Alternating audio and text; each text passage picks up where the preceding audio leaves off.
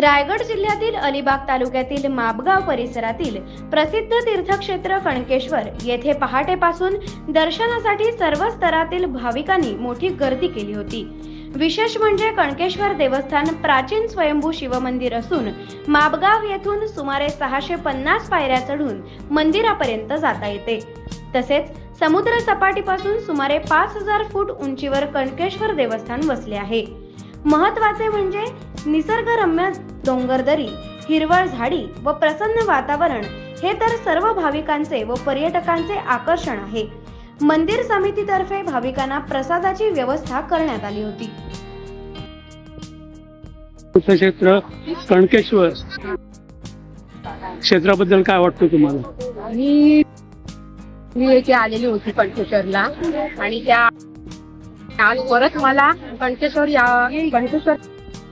सारखं वाटत होतं मनात।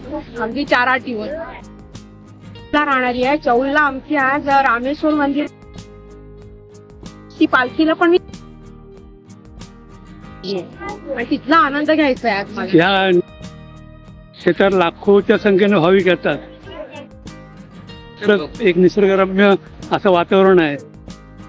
म्हणजे खरं सुंदर आणि स्वच्छ वातावरण आहे।